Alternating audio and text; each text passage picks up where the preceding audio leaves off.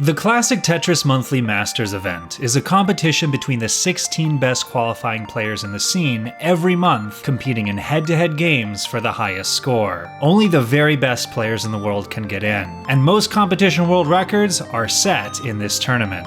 At the beginning of 2022, I started keeping track of statistics on every game in the competition, as part of a study on game lengths among top players. So far this year, there have been 1,226 games, stretching from January to November. If we look at them all at once on a chart sorted by total score and total lines cleared, we can see a pattern start to emerge. A large number of games are clumped in the center, around two benchmarks: 230 lines, which is when the final speed increase happens on level 29 and it becomes very difficult to survive, and 1 million points, which is a safe amount to aim for before level 29 in a competition of this caliber. The exact middle point is a game by Chilla versus PokeNerd in the first round of the January tournament. Chilla scored 987,640 points and topped out immediately without clearing any lines after reaching level 29. The biggest outlier at the top of the chart is Eric ICX in a match versus Hufflepuffus in August. For one game, Eric got into such a groove on the level 29 speed that he seemed like he was going to play forever. That is, until the game's colors started glitching out and became too difficult to see.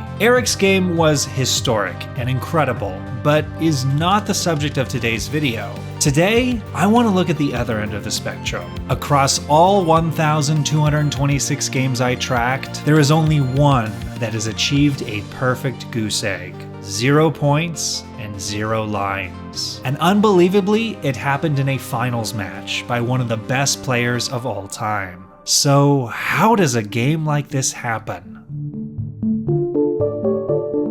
At the beginning of 2022, Alex T was on top of the Tetris world. He'd just come off a Masters event win in December 2021 with a dominant sweep over Miles in the finals, and was primed to repeat in January with decisive wins over Longboy in the round of 16, Tristop in the quarterfinals, and Zafania Nenu in the semifinals. He will be facing the reigning European champion Sidnev in the finals, but didn't appear phased as he coasted to a Game 1 victory with over 1.1 million points. And then Game 2 happened, the 0-pointer. So one thing to understand about why a 0-point score in Classic Tetris is so rare is that both games are played completely independently of one another. In modern guideline Tetris, it's possible right at the beginning to get a perfect clear and send a huge amount of garbage to your opponent for an early victory. In Classic Tetris, there's no garbage sending. Each player is completely in charge of their own destiny. At the start of Game 2, nothing seems amiss. Alex starts off showing his ability to make adjustments, a staple of high-level Tetris play, by changing the placement of the T-piece at the last moment to accommodate the square perfectly down the center, and follow it up with a tuck setup to accommodate the L-piece. He is building a textbook perfect stack with an open right well, set up to get 4 lines at once, aka Tetrises, by far the most valuable clear. But the reason this stack is perfect goes beyond just having a Tetris set up and not having any holes. It's perfect because he has a safe spot to place any of the possible 7 pieces coming next, and not only that, any of these spots would also leave room for any of the next 7 possible pieces coming next. A perfect Tetris stack has accommodation for any potential sequence several pieces out. But then Alex T gets an S piece. He has a spot for it in the center, but midway through he changes his mind to put it on the right. This is a really unusual move, because typically players want to keep the top right of the well open instead of sealed off, so that it's easier to skim lines off the top for safety. But maybe Alex T wanted to avoid having 2 bumps in his stack in the center. That's understandable as it is an awkward formation, but he is getting a Z piece next that will help resolve it. So okay, he puts the S piece on the side, gets the Z piece, and then has another S piece coming next. No problem, he can fill in that little hole with the Z piece and then perfectly place the S piece in the center. Except he places the Z piece in the center. I have no idea why Alex did this. Not only does it fill up the optimal spot for the S piece, it also creates what is known as an LJ dependency, which can only be filled with the L piece, J piece, or line piece. Now Alex T has a decision to make. Does he commit to putting the S piece here and burning 2 lines, or does he go aggressive and hold out in case a line piece comes? Burning 2 lines isn't the end of the world here. You can burn about 2 lines for every Tetris you get and still get 1 million points before level 29. But Alex T is an aggressive player and takes the aggressive move. Except he gets another S piece. Now there are pretty much no ideal options. Placing it on the left is ugly. Placing it in the center could potentially work as a delayed skim if he gets an L piece quickly, and of course he could place it on the far right and commit to 2 burns but shut off the Tetris well. There's only one spot on the board that creates no holes, but it's crazy aggressive. Of course, Alex takes it. This is still far from a fatal stack. At any point, a line piece could come and save the day, and there's lots of room on the left to place pieces and hold out, and it looks as though the tides may be turning. Alex gets a J piece to fill the LJ dependency, gets an L piece for the center, gets a Z to fill out the center left, and gets a square to build out the left. These are all perfect pieces and perfect moves to fix the stack. He gets an L for the center left, a Z for the center left, an S for the center, and a Z for the center. But then another S piece comes. Again, putting it to the left is ugly. Putting it center upright risks shutting off the left side of the board. Putting it center flat with a tuck setup is somewhat viable but precarious.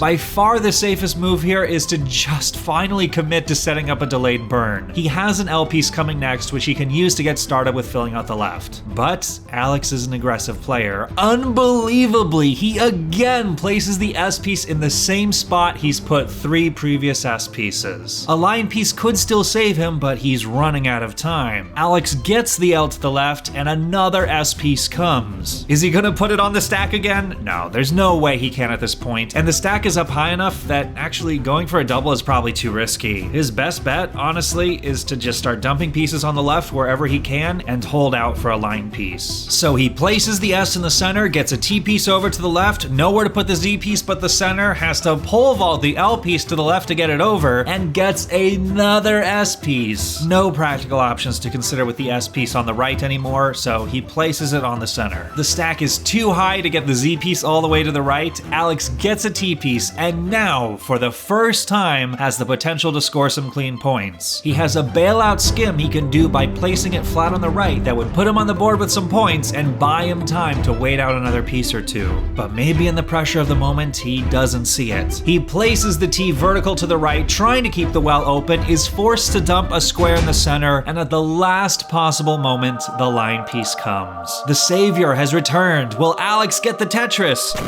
No, it's too late. The line piece snags, Alex tops out, and the commentator Van Dweller is in disbelief. Alex T in the process of joining Club Zero, and he is gonna top out with 0 points. Club Zero has been joined.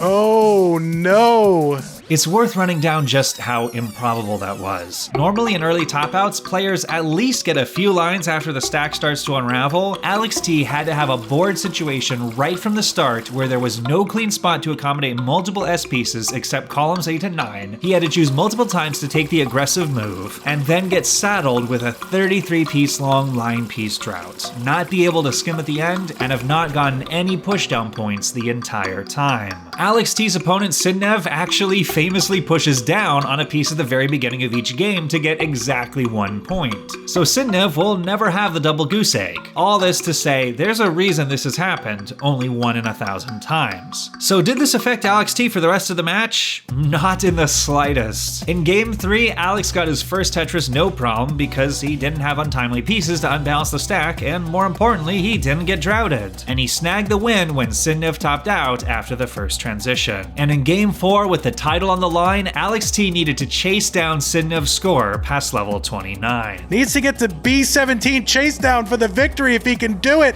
If he can chase this down, he will take this right now. He's at B16. There's a double for the victory, and Alex T is going to take it. What an incredible finish. A win in the kill screen for Alex T, chasing it down, and he is still going, and Sidnev cannot believe it. Alex T won the January tournament, becoming the last Hyper Tapper to win the Masters event before the rolling takeover. To this day, Alex T has maintained a top 5 ranking in ELO in the scene, and actually came out at number 1 in highest median score when I measured the top 6 players versus each other over the past 5 months. That's just how Classic Tetris goes. Sometimes you win it all, sometimes you get a goose egg, and sometimes you do both in the same match. Now, one thing I've realized when going through all these Masters event matches is that there's There's a lot of cool moments that happen, but they mostly get lost in the fray. Wouldn't it be great if there was a place where all the best moments from Classic Tetris Monthly were trimmed and posted individually for easy viewing? Well, that place now exists. I've partnered with Pumpy Heart, who among other things runs the official Classic Tetris Monthly YouTube channel, to create a new spin-off channel called Lion Spin Media. With moments like the 0 Point game you just saw, world records, notable achievements, or just plain old unique moments. Like Eric getting a Tetris with his hands behind his back, or Noah's brother deciding it's a good time for a Nerf war when he's in the middle of a match. If you'd like to check out the channel or subscribe, I'll have a link to Lion Spin Media right here on the end screen. Thanks for watching.